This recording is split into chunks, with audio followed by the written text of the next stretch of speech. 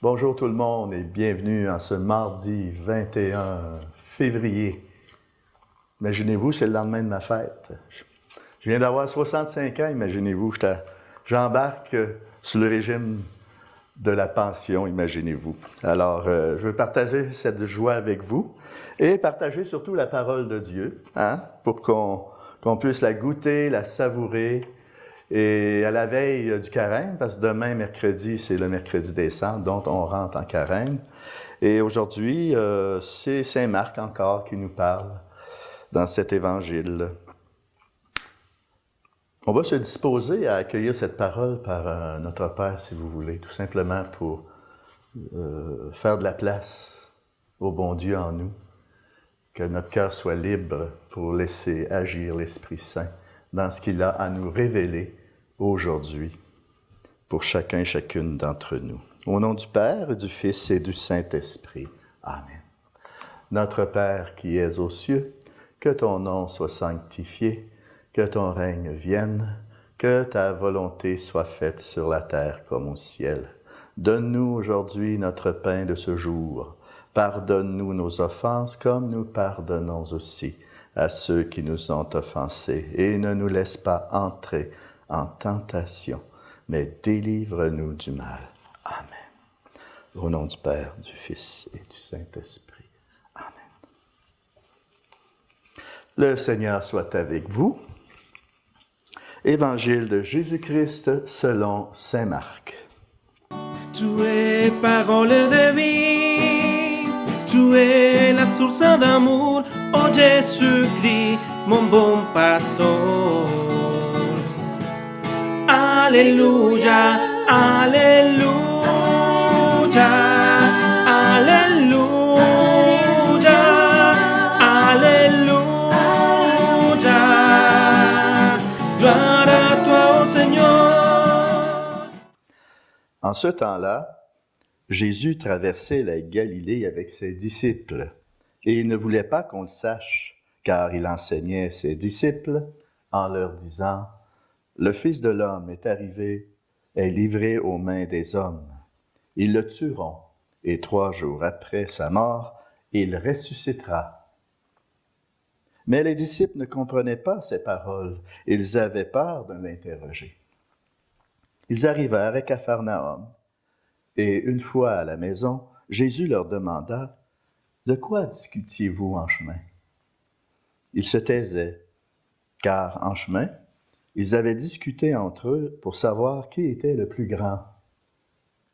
S'étant ainsi, Jésus appela les 12 et leur dit: « Si quelqu'un veut être le premier, qu'il soit le dernier de tous et le serviteur de tous. » Prenant alors un enfant, il le plaça au milieu d'eux, l'embrassa et leur dit: « Quiconque accueille en mon nom un enfant comme celui-ci, c'est moi qui l'accueille. Et celui qui m'accueille, ce n'est pas moi qui l'accueille, mais celui qui m'a envoyé. » Acclamons la parole de Dieu. Louange à toi, Seigneur Jésus. Alléluia, alléluia, alléluia, alléluia. Gloire à toi, ô Seigneur. Saint Marc nous introduit, nous partage ce qu'il a reçu. Saint Marc, il a une vision comme un metteur en scène, on dirait, dans tous ses textes. Il en met. Ça doit être un bon producteur de film. Ça serait un bon producteur de film aujourd'hui.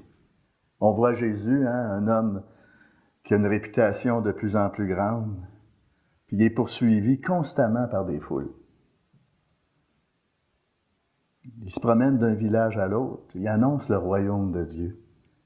Et les gens accourent auprès de lui, à cause des signes qui l'accompagnent, à cause aussi de son message d'espérance qu'il livre aux gens, peu importe leurs conditions. Et ça, les gens, ça les touche. C'est pourquoi ils s'attachent à Jésus. Mais cette vie publique-là est parfois gênante pour Jésus, qui du coup a toujours du mal à se retrouver seul avec ses disciples, surtout avec ses apôtres, parce qu'il veut les former d'une façon toute particulière. Il avait besoin, Jésus, de les mettre à l'écart de la foule, pour les instruire, pour les préparer aux événements à venir, parce qu'il annonce sa passion. Jésus veut les préparer à sa mort et à sa résurrection. Qu'est-ce que ça me dit, moi, aujourd'hui, ce petit bout-là? Jésus m'invite à me retirer, moi aussi, à l'écart, pour prier, pour être à l'écoute de sa parole. Sûrement, Jésus veut me préparer, peut-être à un événement difficile. On a tous des morts à vivre. Il ne veut pas qu'on soit écrasé par les événements malheureux qui peuvent nous arriver. Ça fait partie de notre condition humaine. Jésus veut nous préparer à ces événements-là.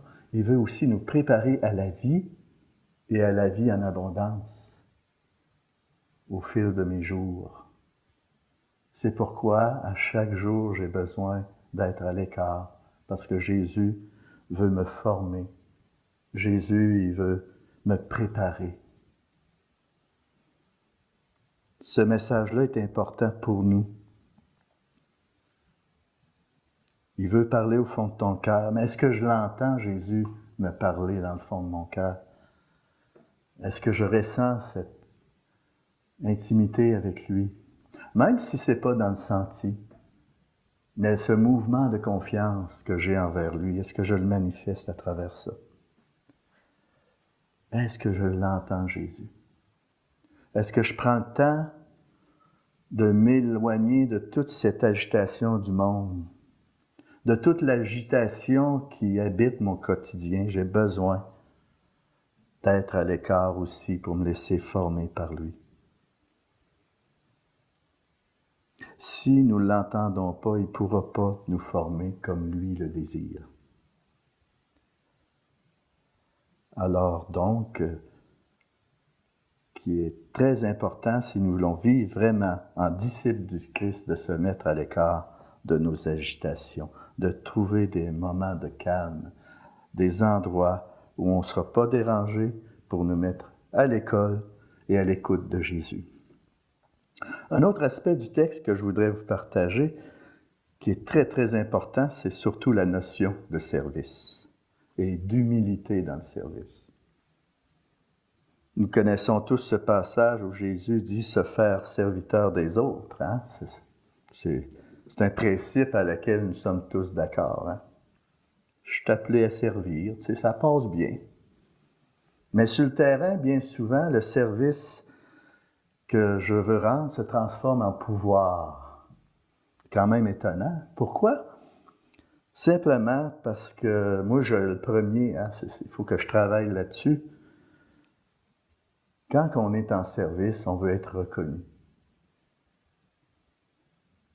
Nous voulons que les autres reconnaissent, qui admirent notre travail que nous faisons. C'est quelque chose de naturel, mais on doit lutter quand même contre ça. On est en service. On a besoin d'être reconnu. Jésus nous dit ici, « Soyez mes serviteurs ». Or, le serviteur fait ce qu'il a à faire sans être remercié, sans être encensé pour son travail. On doit se graver ça dans le cœur. Le service que je rends, c'est pas pour que je sois reconnu.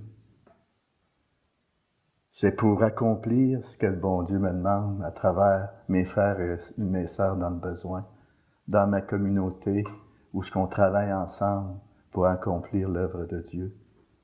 Mais je dois n'attendre rien en retour, sinon que le salaire de Dieu me réserve. Puis ça, je suis convaincu qu'il va être généreux. Ce terme de serviteur n'est pas sans importance pour Jésus. Il ne signifie pas seulement faire ce qu'on lui demande, mais à travers cet appel, Il nous appelle à l'effacement personnel. M'effacer pour que lui puisse prendre toute la place, que l'autre puisse prendre toute la place. Ça ne veut pas dire de rester dans mon coin en laissant faire les autres, dans tout ce qu'il y a à faire, mais à faire les choses en acceptant de ne pas être reconnu. J'accepte au départ de ne pas être reconnu pour mon travail. En acceptant même qu'on me critique. Ah boy, ça te rentre dedans. Aussitôt qu'il y a de quoi qui retrousse, je revire la statue de la Sainte Vierge de bord, puis je ne veux plus rien savoir. Non, accepte d'être critiqué. Accepte d'être critiqué au nom du Christ. Puis ça va te former. Je sais que c'est difficile, moi-même, je lutte contre ça. Accepter la critique, c'est pas toujours évident. Ah, c'est juste pour que ça soit plus constructif, mais des fois, on se laisse démolir par ça. C'est sûr qu'il y en a qui n'ont pas toujours le tour de partager une critique pour améliorer les choses, mais on est tous humains. Mais laisse-toi pas détruire par ça. Avec la grâce que le Seigneur nous donne dans le service, d'accepter la critique. D'accepter que ça ne soit pas au goût de tout le monde. Pour ne pas perdre ta joie. Parce que dans le service, on doit être des porteurs de Dieu. Des porteurs de joie. Il faut tout simplement faire ce qu'on peut avec ce qu'on a. La question se pose, est-ce que je suis vraiment dans mon cœur un serviteur? Ou est-ce qu'au travail, à travers le travail qui m'est confié, je cherche encore d'être reconnu, à être considéré, voire même à être au premier rang dans les responsabilités que j'ai, dans les comités à laquelle j'assiste. Je veux être le premier. Je veux que mes idées passent absolument. Mais le Seigneur ne désespère pas de ses apôtres. Il ne désespère pas de nous non plus. Il les prend comme ils sont. Il prend chacune d'entre nous comme nous sommes, parce que nous sommes tous appelés au service. Même votre évêque est toujours en service. C'est ça qui l'anime. C'est le service qu'il fait vivre. Il a donné sa vie pour ça. Nous aussi, nous devons donner notre vie pour servir le Seigneur, servir le bon Dieu. C'est ce à quoi il nous appelle, puis lui, il croit en notre transformation. Comme il croyait à la transformation de ses disciples, de ses apôtres. C'est juste qu'il faut qu'il y aille tranquillement pour nous former à travers ça. Nous aussi, il faut être patient avec nous-mêmes, patient avec les autres, puisque Dieu l'est avec nous. C'est à travers ça que le bon Dieu nous instruit, patiemment comme des enfants. Il nous le dit, si vous ne redevenez pas comme des enfants, vous n'hériterez pas du royaume. Et tous savent qu'un enfant y aime sans calcul. Un enfant agit toujours dans une gratuité et toujours dans la confiance. Il se remet toujours entièrement entre les mains de ses parents. Alors nous aussi, on doit être comme un enfant, s'en remettre entièrement dans les bras de la Sainte Vierge, dans les bras de Saint Joseph, qui ont formé Jésus dans son enfance, dans les bras de la Trinité Sainte qui nous accompagne à chaque jour pour être ce reflet de Dieu au milieu de notre monde. Et les disciples comprendront plus tard que la vraie grandeur est de devenir tout petit. Ainsi en est-il pour nous.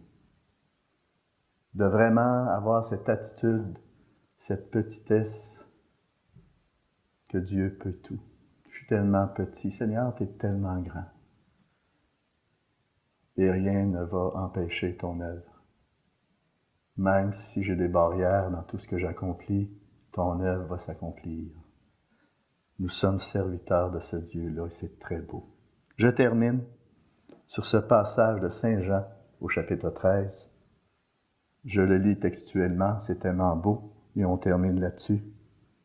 Si donc moi, le Seigneur et le Maître, je vous ai lavé les pieds, vous aussi, vous devez vous laver les uns les autres. C'est un exemple que je vous ai donné afin que vous fassiez, vous aussi, comme j'ai fait pour vous. Amen, amen, je vous le dis. Un serviteur n'est pas plus grand que son maître, ni un envoyé plus grand que celui qui l'envoie. Sachant cela, heureux êtes-vous si vous le faites. Amen. Bonne journée tout le monde, bon séjour. Et là-dessus, je vais vous bénir. Hein? C'est le Mardi Gras aujourd'hui, demain le carême. Hein? On embarque là-dedans à pieds joints. Et je vous bénis là-dessus pour que vous puissiez vivre un carême à laquelle vous allez vivre une belle conversion.